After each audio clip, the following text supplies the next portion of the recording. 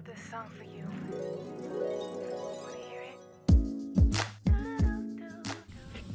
So this video is a little different than the other videos. I am at the farm. I'm sitting in the cabin right now, but I want to just tell y'all about a little challenge, or a big challenge I've been having, and see if y'all can help me with it. It's some decent light. All right, y'all. So I ran down to the farm to get some footage of the trenching, and then just to talk to the plumber and everything. And I will tell you a challenge that I have had in building my farm. I'm not, it's not an excuse or anything like that, because I don't feel I owe anyone an explanation. When you put when you feel you put your best effort forward and are always working to evolve. So, I'm a black, obviously. So I'm responsible for a lot of what you see. And in varying capacities, I have family members who also provide their efforts as well, such as my son-in-law Josh, who provides a lot of the manual physical labor that's required out here at the farm, along with my son Asher, who also is our residential engineer. And my oldest daughter will help with packing teas, and then I have my youngest daughter, who she and her husband live in Georgia, so their help is typically, they invest. And then of course my 17-year-old, who does whatever I tell him to do. And then at various times we bring people on to the farm, and at various times I have been successful in finding black professionals or people of color. But I try to do black first, and if not black, then I try to do brown, and then I work my way through.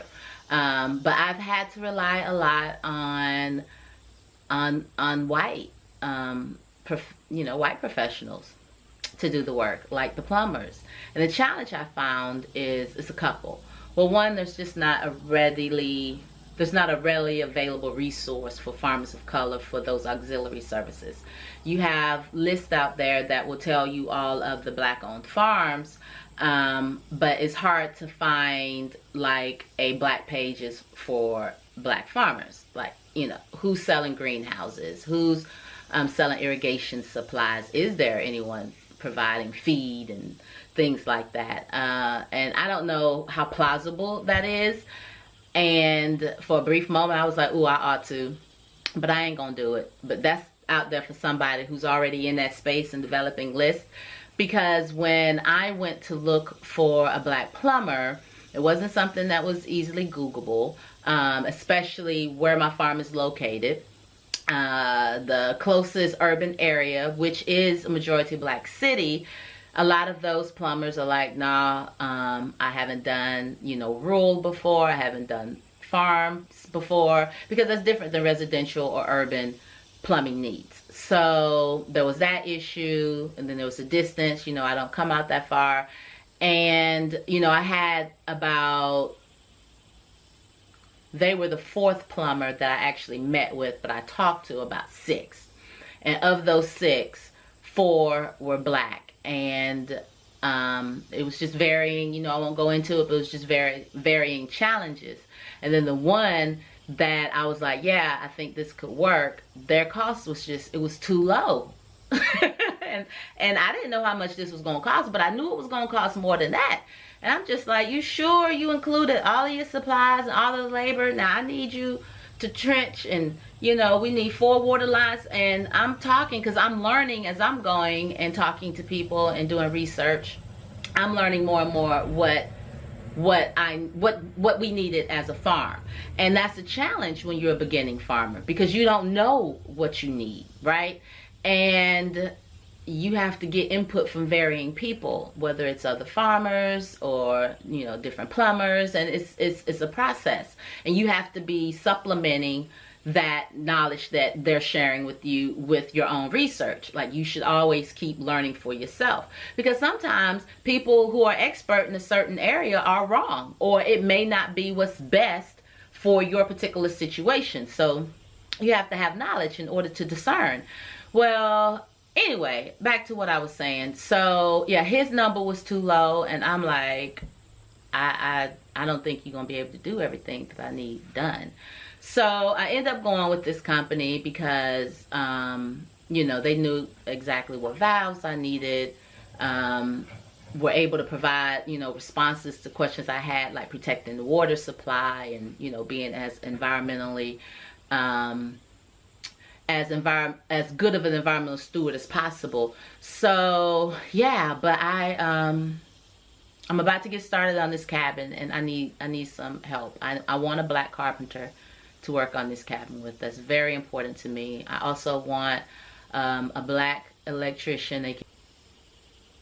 Yeah, and the plumber too. I mean, these guys are great, but I'm open if somebody can come through and do a really good job, then okay. But you know, I want to get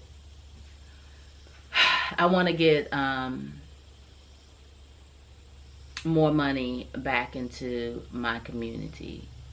It's always room for improvement, and so this has been something that I've struggled with. But you know, I don't beat myself up about it, because I feel I do the best that I can with the tools that I have and where I am in life. And I have to weigh things.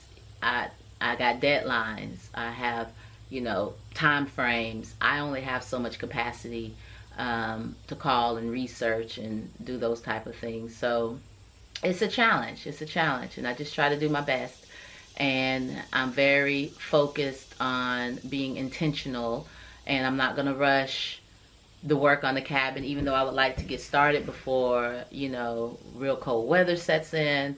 At least have the exterior done so that we have electrical capacity in here and inside work can take place. But yeah, I'm asking for your help. If you know somebody, leave it in the comments. Let me know. My farm is in the Triad region of North Carolina. So about 20 miles from Greensboro. It's a good 50-minute ride from Raleigh. So yeah, I'm looking for someone who's good too, because I have some ideas.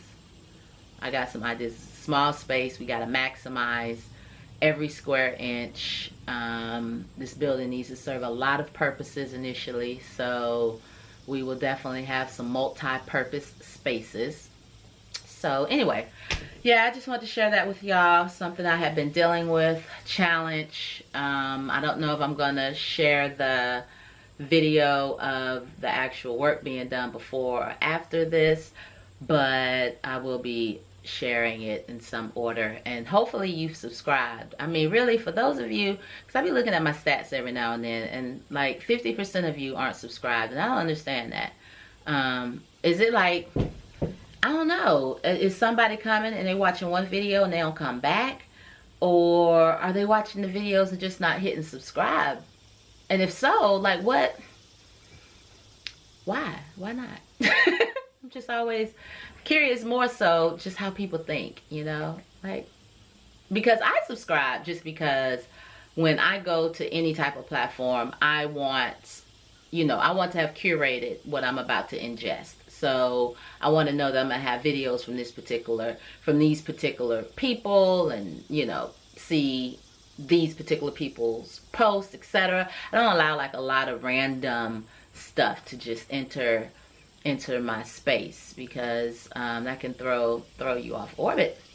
So anyway, I'm rambling. I'm about to head back home, do some more work, and then I'm trying to decide. Nope, I'm not coming back out here. Am I coming back tonight? I am coming back tonight, and then I'll be back out here in about 5 hours. So thank you for watching. Please like, subscribe. If you have some suggestions on ways that I can tap into the skill set of more black professionals, especially in carpentry and, you know, farm related stuff, suppliers, all of that, then definitely let me know that as well. All right, y'all. Bye.